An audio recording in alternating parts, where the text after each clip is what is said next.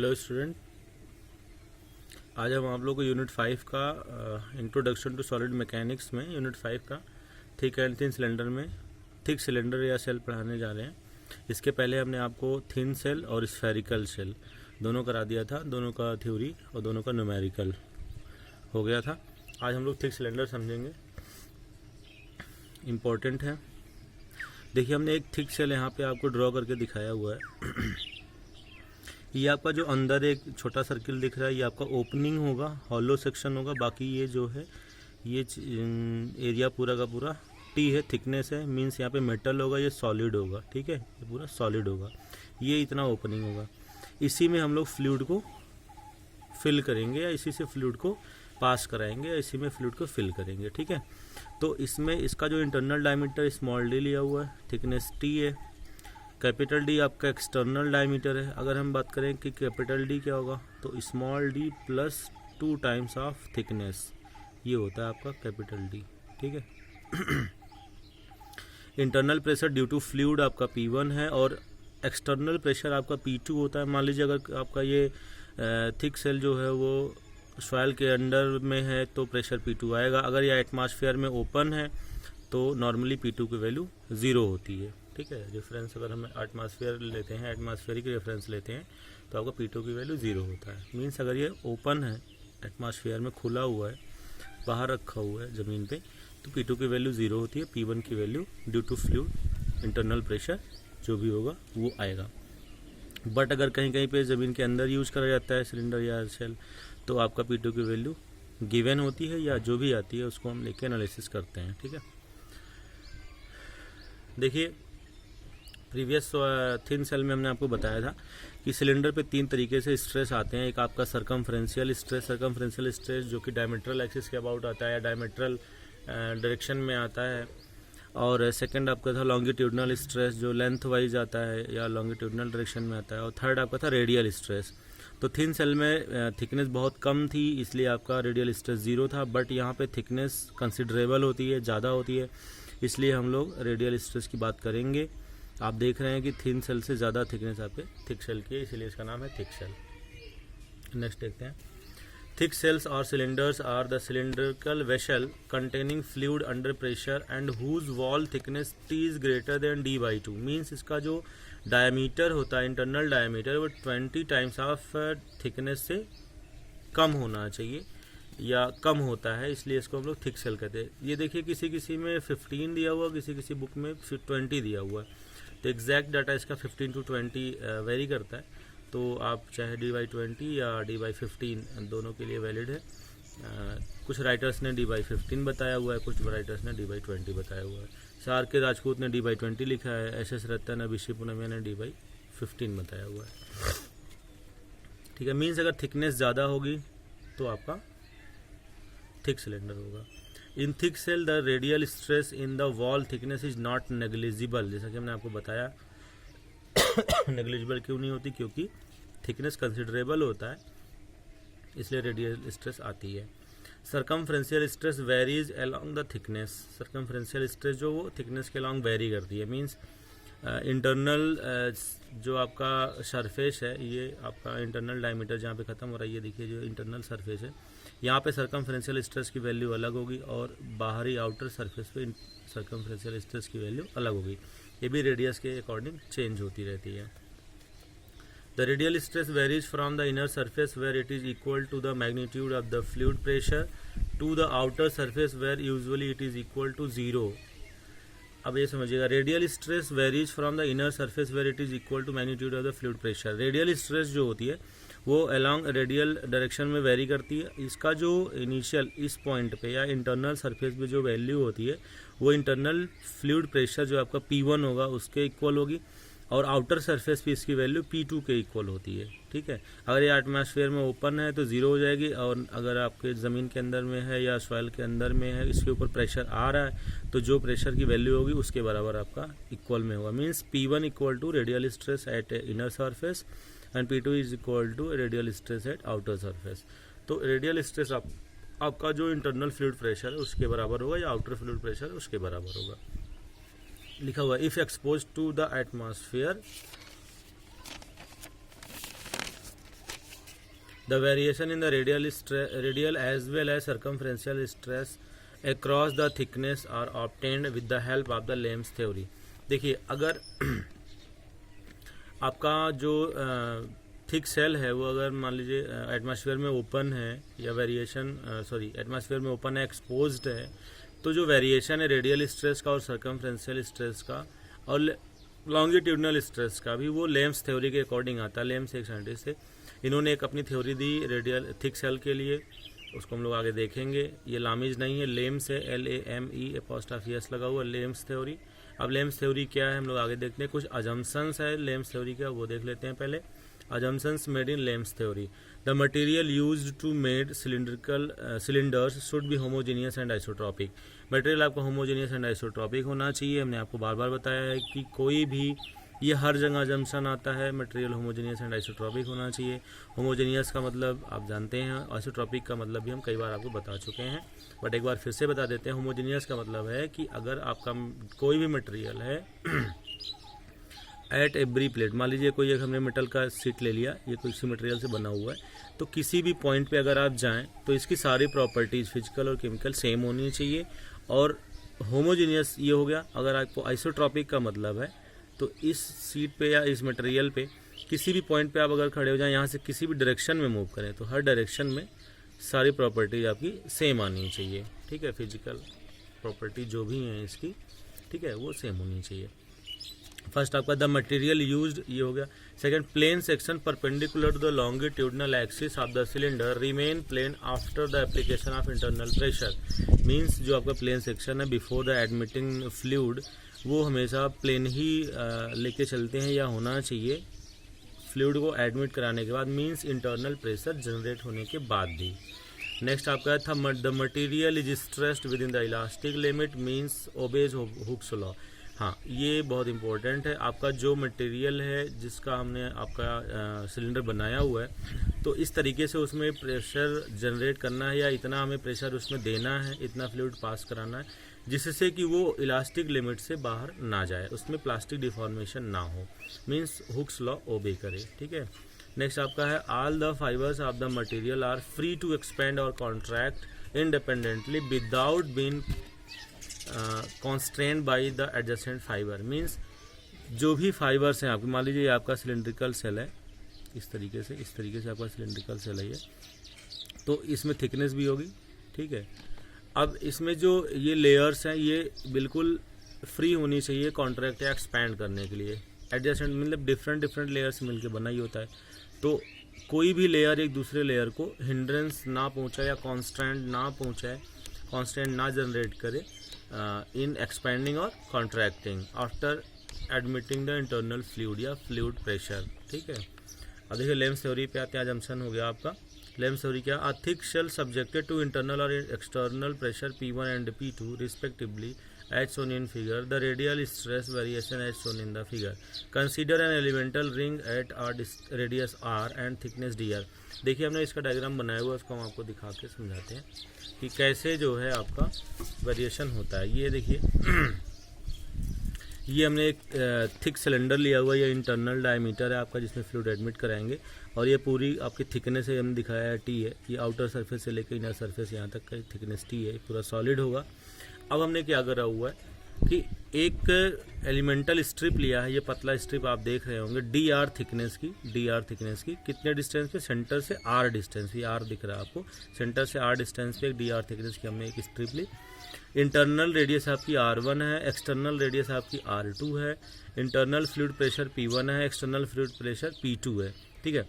तो आप देख रहे हैं कि ये जो हमने स्ट्रिप लिया हुआ है, इस पे जो रेडियल स्ट्रेस आएगा, इनर सरफेस पे हमने सिग्मा आर लिया है, आउटर सरफेस पे sigma are plus D sigma R, क्योंकि कुछ ना कुछ चेंज होगा आपका थिकनेस के अलोंग, इसलिए हमने इस स्ट्रेस को चेंज किया, sigma are plus D sigma R. इसी एलिमेंटल स्ट्रिप को बाहर में दिखाया हुआ है।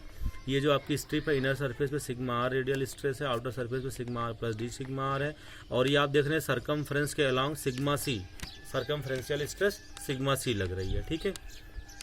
सारे नोटेशंस लिखे हुए हैं। Let R1 internal radius of the thick cylinder, R2 external radius of the thick cylinder, L आपका लेंथ ऑफ द सिलेंडर है, P1 pressure on the inner surface of the cylinder है, P2 pressure on the outer surface of the cylinder है, sigma R internal radius stress on the elemental ring है, sigma are plus D sigma are आपका external radial stress on the elemental ring है, sigma सी hoop और circumferential stress on the elemental ring है, ठीक है। और कहीं अगर कैपिटल ई की वैल्यू आएगी तो मॉडुलस ऑफ इलास्टिसिटी होती है और एल आपका लेंथ होता है, ठीक है। तो चलिए अगर हम कंडीशन अप्लाई करें यहाँ पे इक्विलिब्रियम की, बस्टिंग और रजिस्टिंग की, जैसा कि आपको हमने थिन सिलेंडर में बताया था, तो the condition for equilibrium of the elemental ring as follows. Elemental ring पे अगर हम अपना कंडीशन अप्लाई करते हैं इक्विलिब्रियम का, bursting force equal to resisting force, तो बस्टिंग फोर्स क्या होगा पहले उसको कैलकुलेट कर लेते हैं। तो बस्ट कराने के लिए हमारा सिग्मा आर यहाँ पे कंसिडरेबल है या जिम्मेदार है। Sigma R means radial stress, ठीक है। कितने पोर्शन पे लग रहा है आप यहाँ देख रहे हैं, बाहर की तरफ जो लग रहा है सिग्मा आर है और अंदर की तरफ जो लग रहा है sigma are plus D sigma R है। मीन्स इसका जो रिजल्टेंट होगा वही इस थिक सेल को बस्ट कराने की कोशिश करेगा, ठीक है।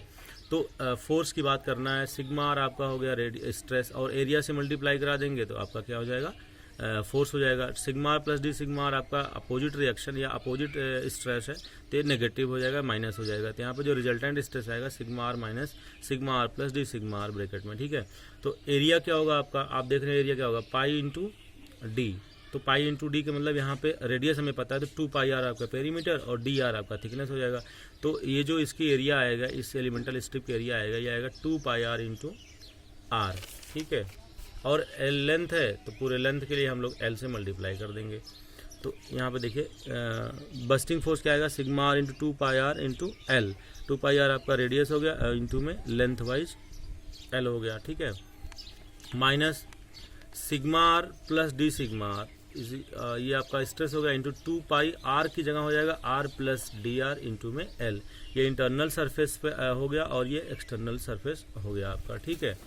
तो यहाँ से आप देख रहे हैं 2 पाई एल यहाँ कॉमन है, 2 पाई और एल यहाँ कॉमन है, 2 पाई एल कॉमन कर लिया। यहाँ क्या बचा, आर बचा और सिग्मा आर बचा। देखिए ये आर बचा आपका और ये सिग्मा आर बचा, यहाँ पे लिख दिया minus sigma are plus D sigma r एक ब्रैकेट में, आर प्लस डी आर एक ब्रैकेट में, ठीक है। इसको सॉल्व कर लेंगे, आर सिग्मा आर ये हो गया, इसको मल्टीप्लाई करते हैं तो सिग्मा आर इंटू आर ये हो गया माइनस आर सिग्मा आर, फिर ये सिग्मा आर डी आर में मल्टीप्लाई होगा minus sigma are into D R, फिर इसके बाद जो है ये डी सिग्मा आर आपका आर में मल्टीप्लाई होगा तो यहाँ पे माइनस साइन के साथ आएगा डी सिग्मा आर इंटू में आर और minus D sigma are into में D R, D sigma are into में डी आर। आप देख रहे हैं डी सिग्मा आर और डी आर दोनों में डी लगा हुआ है, मीन्स दोनों बहुत ही छोटे वैल्यूज हैं। इनका मल्टीप्लिकेशन जब होगा तो और छोटा आएगा, इसलिए इसको हमने नेग्लेक्ट कर दिया इस टर्म को।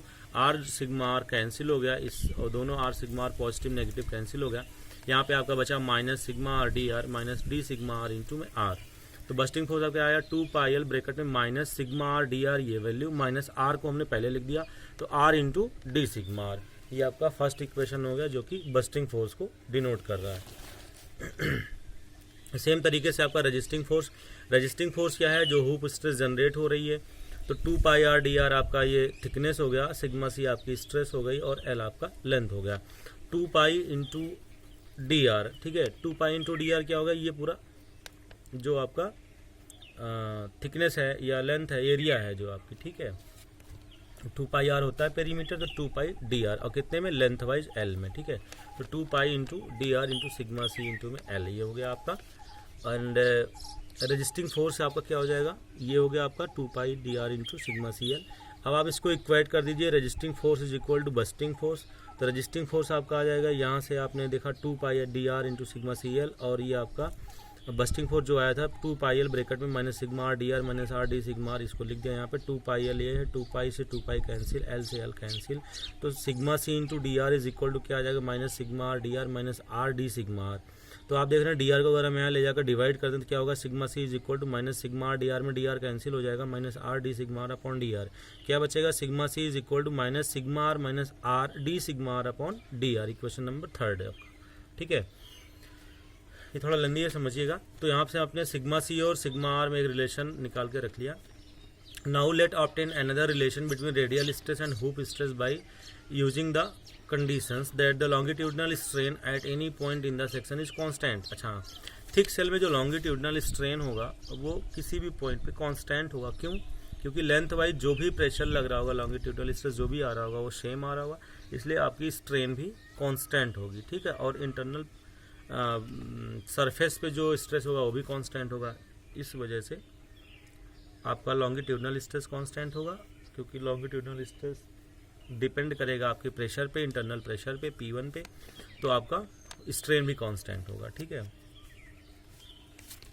अब आपका यहाँ देखिए लॉन्गिट्यूडनल स्ट्रेस होगा क्या, तो लॉन्गिट्यूडनल स्ट्रेस सिग्मा एल क्या हो जाएगा, at equilibrium P1 pi R1 square is equal to sigma l, आपका लॉन्गिट्यूडनल स्ट्रेस हो गया, पाई R2 square minus R1 square. ये इसको समझ लीजिए इक्विलिब्रियम कैसे है।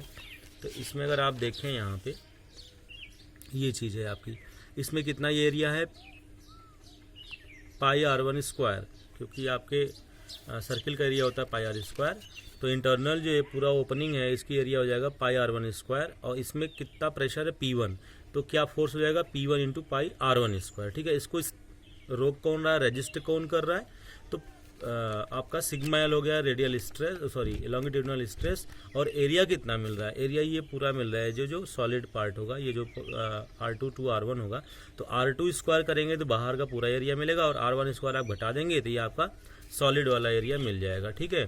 तो पाई R1 स्क्वायर, पाई R2 square minus pi R1 square, तो पाई कॉमन कर लेंगे, R2 square minus R1 square, ये देखिए आपने यहाँ पे लिखा हुआ है P1 into pi R2 square is R1 square is equal to sigma l pi R2 square minus R1 square. ये शायद समझ में आ गया होगा, एक बार हम यहीं पास में बना कर दिखा देते हैं इस तरीके से। मान लीजिए ये आपका थिक सेल है, ये आपका इंटरनल ओपनिंग है, तो ये आपका रेडियस इसका R1 है, और ये बाहर तक का रेडियस आपका R2 है, ये आपका थिक है, इस तरीके से सॉलिड है। इसमें ये जो इंटरनल है इसमें आप फ्लूइड को एडमिट कराएंगे, तो प्रेशर इसका P1 है अंदर का, तो प्रेशर क्या हो जाएगा P1 pi R1 square is equal to pressure force. अब सिग्मा एल ये लेंथ वाइज होगा, अगर लेंथ होगा यहाँ पे वो बंद होगा, तो इस तरीके से आपका सिग्मा एल हमने जैसे दिखाया था आपको थिन सिलेंडर में, आप देखिएगा तो सिग्मा एल आपका इस तरीके से वॉल्स पे लगता है, लॉन्गिट्यूडनल डायरेक्शन में लेंथ वाइज लगता है, तो सिग्मा एल आपका स्ट्रेस हो जाएगा। और इसका जो एरिया है, ये जो हमने शेडेड पोर्शन किया, इसका एरिया क्या होगा, पाई R2 स्क्वायर पूरा एरिया, और उसमें से पाई R1 स्क्वायर आप घटा दीजिए, तो पाई R2 square minus pi R1 square, pi common होगा R2 square minus R1 square. तो यहाँ से आप देख रहे हैं पाई से पाई कैंसिल होगा, सिग्मा एल की वैल्यू आ गई P1 R1 square upon R2 square minus R1 square, तो ये आपका हो गया sigma L radial longitudinal stress. Hence, at any point in the section of the elemental ring considered above, the following three principal stresses exist। जैसे मैंने आपको बताया ही था, फर्स्ट आपका सिग्मा सी या हुप स्ट्रेस होगा, इसको हम लोग सर्कमफ्रेंशियल स्ट्रेस भी कहते हैं, जो कि टेंसाइल इन नेचर होता है। सिग्मा एल आपका लॉन्गिट्यूडनल स्ट्रेस है, भी आपका टेंसाइल। सिग्मा आर आपका रेडियल स्ट्रेस है या प्रेशर है, ये आपका कॉम्प्रेसिव होगा या नेगेटिव साइन के साथ होगा। Since the longitudinal strain is constant means EL is equal to sigma L upon E minus mu sigma C upon E plus mu sigma are upon E. देखिए वहाँ पे दो ही स्ट्रेस था, यहाँ पे तीन स्ट्रेस आ रहा है, तीनों स्ट्रेस आ रहे हैं, sigma c, sigma l, sigma r.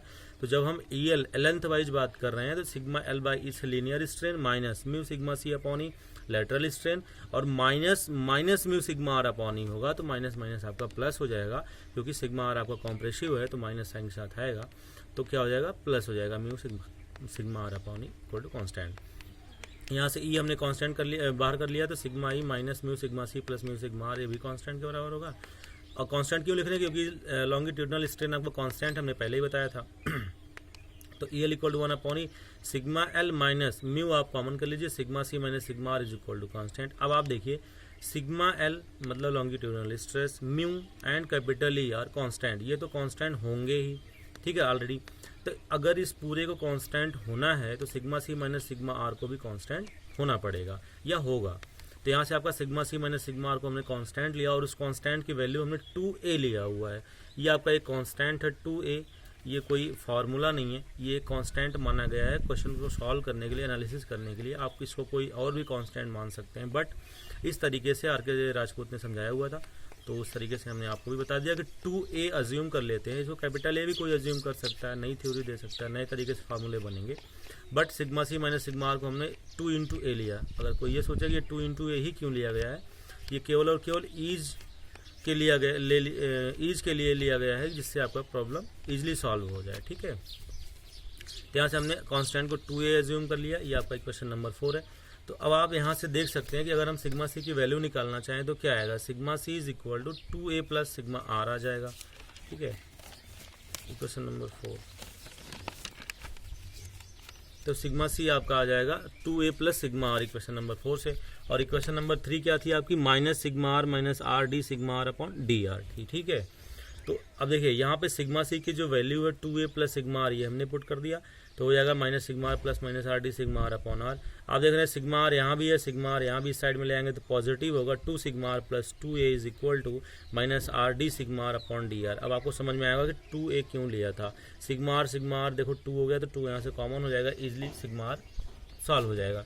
तो 2 कॉमन कर लिया, sigma are plus A is equal to minus R D sigma are upon D r. अब 2 को हमने अब देखिए ये पूरे टर्म को इस साइड में लिए, तो R D sigma are upon D R is equal to minus 2 sigma are plus A. अब आप देखिए डी सिग्मा आर के साथ आपका सिग्मा आर आना चाहिए, डी आर के साथ आपका आर आना चाहिए डिफरेंशियल्स।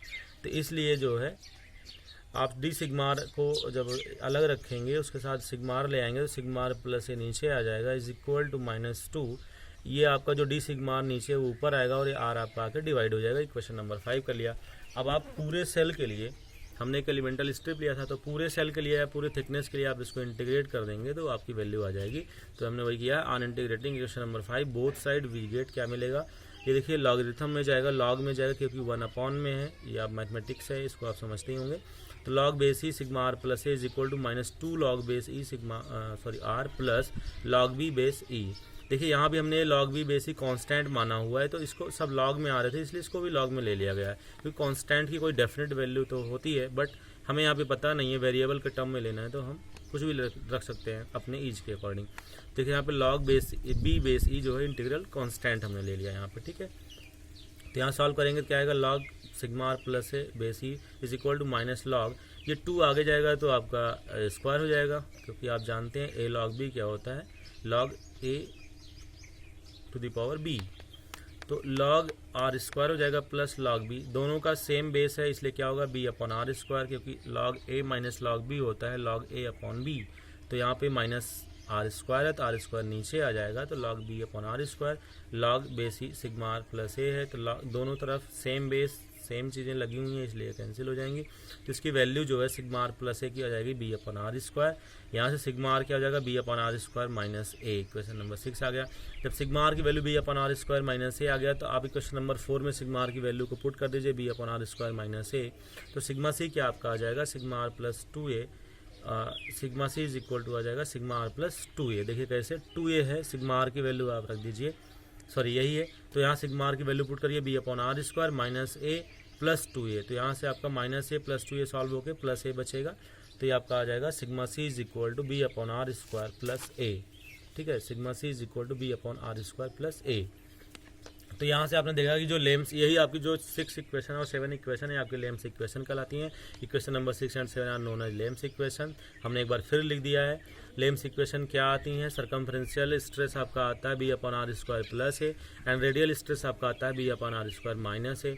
इंपॉर्टेंट डेरिवेशन है, तैयार कर लीजिएगा, एग्जाम में 1-2 बार पूछा गया है। और अगर आपको डेरिवेशन समझ में आ गया होगा तो आपको क्वेश्चन भी समझ में आएगा। अब देखिए इस पर एक एग्जाम्पल लिया हुआ है हमने। A pipe of 200 millimetre internal diameter and 50 mm thick carries a fluid at a pressure of 10 mega newton per metre square. Calculate the maximum and minimum intensities of circumferential stress across the section. अब हमारे पास क्या है, एक pipe है जिसकी internal diameter 200 mm है, तो ये हमने दिखाया एक पाइप का इंटरनल डायमीटर 200 mm है आर डी। तो R1 आपको क्या हो जाएगा 200/2 मीन्स 100 mm, और इसकी जो थिकनेस है वो 50 mm है, नहीं सॉरी हाँ ठीक है, इसकी थिकनेस है 50 mm है। तो आपका जो थिकनेस 50 mm है तो एक्सटर्नल डायमीटर क्या आएगा small D internal diameter plus 2 times of thickness, इधर थिकनेस और इधर थिकनेस, ये आपका कैपिटल डी होगा। तो 200 प्लस 2 इंटू 50 300। तो यहाँ से आपका एक्सटर्नल रेडियस जो होगा वो 300/2 150 mm आ जाएगा। मीन्स R1 की वैल्यू 100 mm आई और R2 की वैल्यू 150 mm आई, ये आपसे समझना पड़ेगा। और इंटरनल प्रेशर जो दिया हुआ 10 mega newton per metre square दिया हुआ P1 की वैल्यू, तो आपने यहाँ देख दिया internal pressure P1 equal to 10 mega newton per metre square, या P1 is equal to 10 into 10⁶ newton per metre square, या अगर mm में लिखना चाहें तो 10 न्यूटन पर mm स्क्वायर हो जाएगा। Because mega newton per metre square जो होता है न्यूटन पर mm स्क्वायर के बराबर होता है, या मेगा पास्कल भी न्यूटन पर mm के स्क्वायर के बराबर होता है, ठीक है। ये तो आप बहुत पहले से यूज करते चले आ रहे हैं। अब नेक्स्ट देखिए, अब हमें क्या करना है, we know that Lame's equations क्या है हमारी, radial stress B upon are square minus A होता है, circumferential stress B upon are square plus A होता है। अब देखिए at are equal to are one, हमने बात करी है at are equal to are one.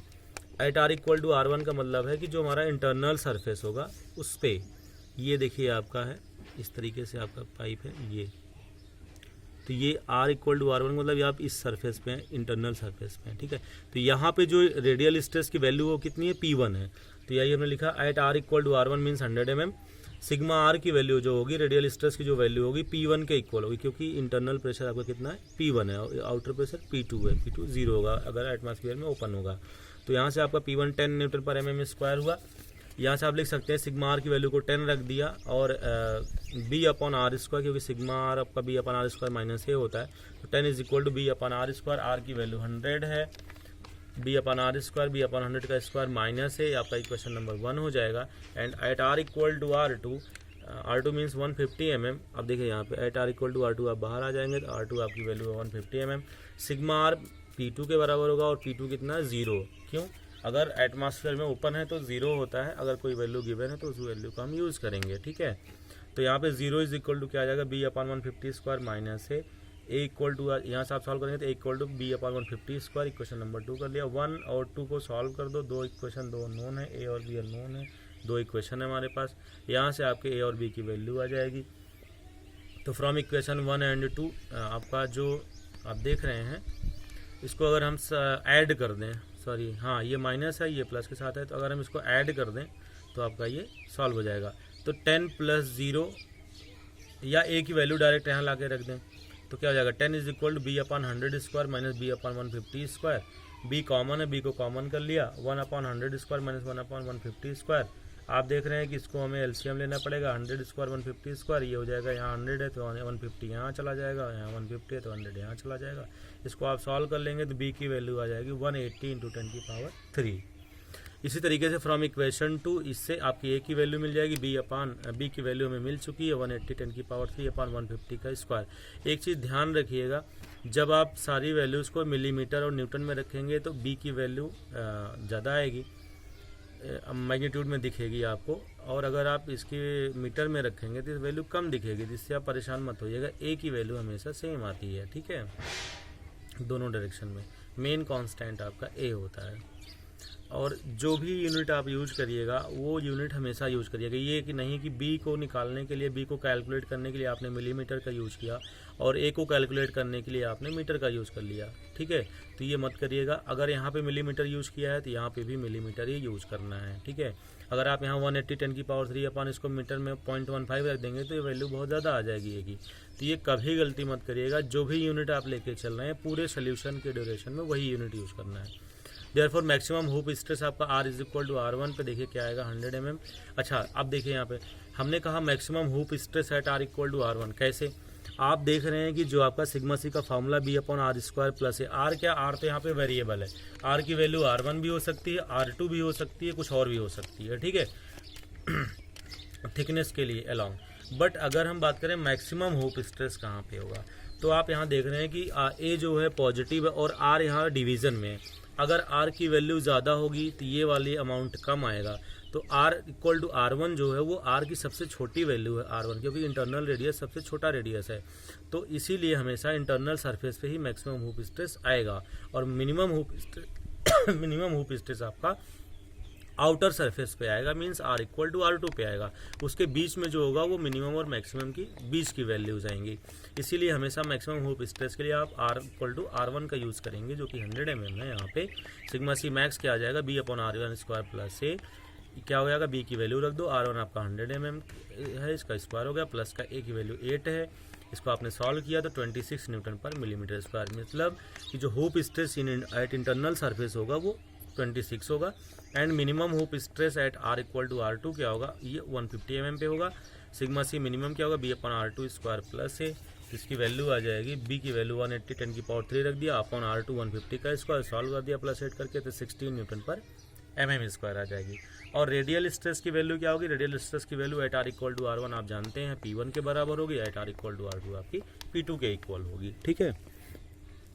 Next देखिए second question, calculate the thickness of metal necessary for the cylindrical shell of internal diameter 160 millimetre to withstand at internal pressure of 25 megapascal if maximum permissible tensile stress is 125 megapascal। ठीक है, अब देखिए given क्या हमारे पास है, internal diameter दिया हुआ 160 millimetre. ठीक है, तो आपका R1 जो है इंटरनल रेडियस 160/2 हो जाएगा। थिकनेस आपको कैलकुलेट करना है, एक्सटर्नल रेडियस आपको R1 + T होगा।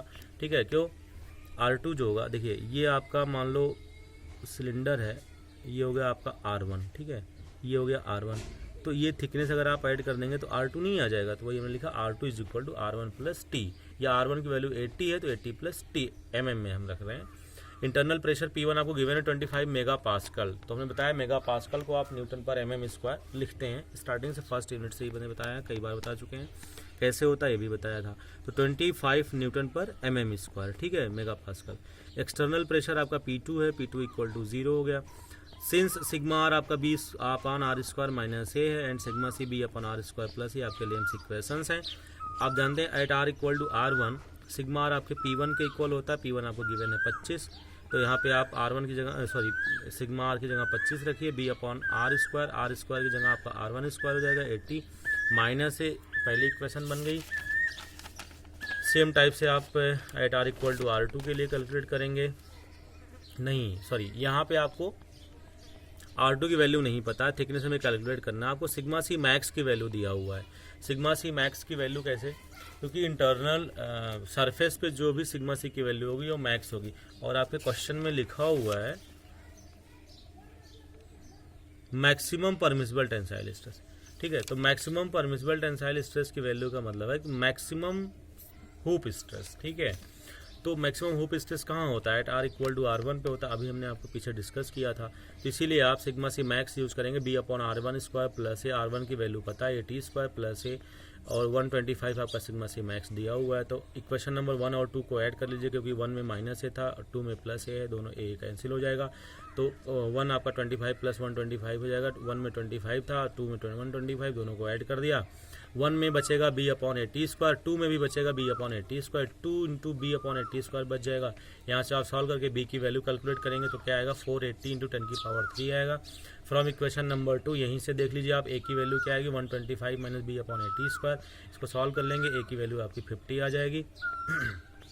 Eight r = r2 80 + T, R2 क्या है 80 + T है, सिग्मा आर। देखिए रेडियल स्ट्रेस का यूज़ करेंगे, रेडियल स्ट्रेस आपका P2 होगा और P2 होता है 0 है, तो 0 = B/r2² - a। R2 क्या है 80 + T है, P की सिग्मा आर की वैल्यू सिग्मा आर की वैल्यू 0 था, तो यहाँ पे आप